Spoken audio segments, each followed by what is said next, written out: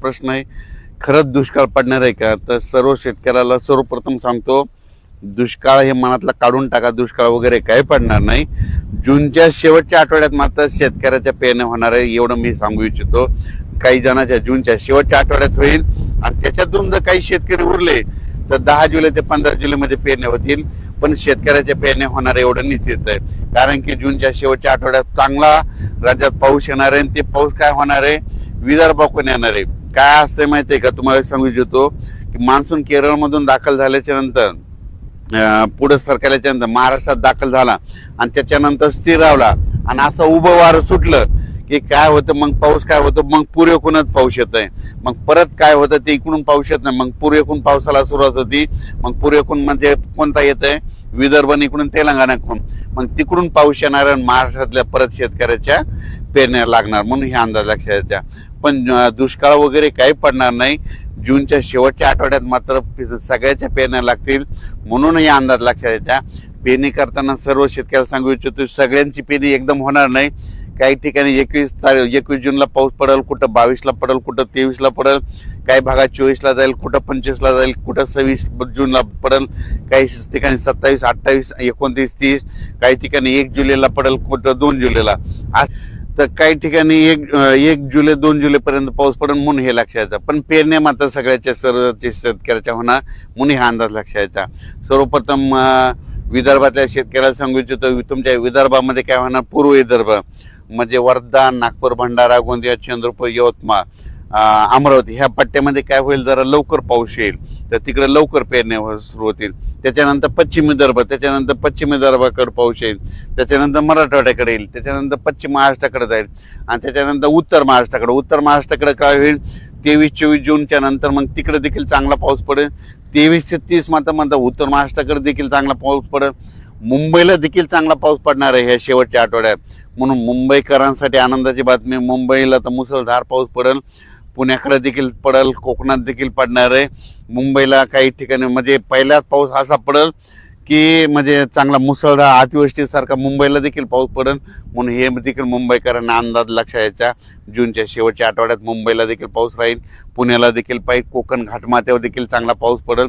पण पाऊस येणार आहे, शेवटच्या आठवड्यात येणार आहे. सर्वप्रथम मी पहिल्यापासूनच काय म्हणलो होतो की निसर्गाकडे, झाडाकडे कोणी लक्ष देत नाही. तुम्हाला सांगतो, वाढत्या तापमानामुळे काय झालं, निसर्ग 22 दिवस पुढे सरकारला, उन्हाळा 22 दिवस पुढे सरकारला, पावसाळा 22 दिवस पुढे सरकारला आणि हिवाळा 22 दिवस पुढे सरकारला. दरवर्षी 7 जूनला पाऊस येतो ना, मग त्या 7 जूनमध्ये 22 मिसळा ना, मग किती व्हायले, दरवर्षी 25, 26, 27, 28 जूनला महाराष्ट्रात पेरण्या लागतील, म्हणून हे वर्षानुवर्षाचा अंदाज लक्षात घ्या. आता पुढच्या वर्षी 2027ला देखील अशीच परिस्थिती राहणार. 2027ला देखील काय होणार, जूनच्या शेवटच्या आठवड्यातच पेरण्या होणार. 28ला देखील अशीच परिस्थितीवर राहणार, जूनच्या शेवटच्या आठवड्यात पेरण्या होणार. 2029ला देखील जूनच्या शेवटच्या आठवड्यात पेरण्या होणार. म्हणजे वर्षानुवर्ष हे निसर्ग 22 दिवस पुढे सरकारले असल्यामुळं हे भविष्यामध्ये असंच राहणार. म्हणून या पुढे म्हणतो, निसर्गावर प्रेम का, झाडं लावा. कारण की काय झालं, या वाढत्या तापमानामुळे सगळ्या गोष्टीला ह्या घडत आहेत. ग्लोबल वॉर्मिंग, पृथ्वीचं तापमान वाढत चालल्यामुळे ह्या सगळ्या गोष्टीला आपल्याला सामोरे जावं लागणार आहे. म्हणून भविष्यामध्ये झाडं लावावीच लागतील. झाडं लावा आणि पृथ्वीचं तापमान कमी करा. शेतकऱ्याला परत सांगतो की शेतकऱ्यांना घाबरू नका. हे तुम्ही जर मोबाईल उघडलं की तुम्हाला ते एल निनो नाव दिसेल. तुम्हाला सांगतो, आता तुम्ही वाटल्यास ना ते पेरू देशाचं तिथलं समुद्राचं तापमान करा, तिथून खाल्ल्या भागातलं तापमान करा.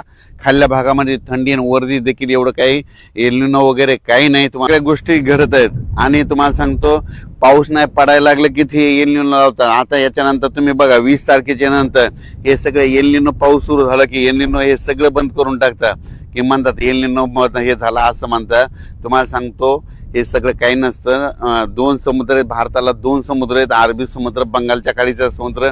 अरबी समुद्रातला जरी पाऊस नाही आला तर बंगालच्या खाडीचा पाऊस येतो, आपल्या भारताला पाऊस पडतो. म्हणून म्हणतो, पाऊस येणार आहे निश्चित, पेरण्या होणार आहे. यावर्षी सरासरी इतका पाऊस पडणार आहे, परतीचा पाऊस धुमाकूळ घालणार आहे. म्हणून हा अंदाज सर्व शेतकऱ्यांनी लक्षात घ्यायचा.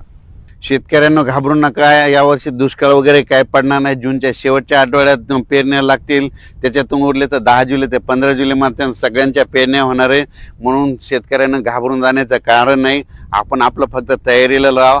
जमिनीमध्ये पाऊस पडल्याच्या नंतर चांगली ईदभर ओल गेल्याच्या नंतर पेरणीचा निर्णय घ्या. नसता मग 4 बोट 6 बोटवर पेरणी करू नका. पण पाऊस येणार आहे एवढं निश्चित आहे. दुष्काळ वगैरे काही पडणार नाही. घाबरून जाण्याचं काही कारण नाही. धन्यवाद.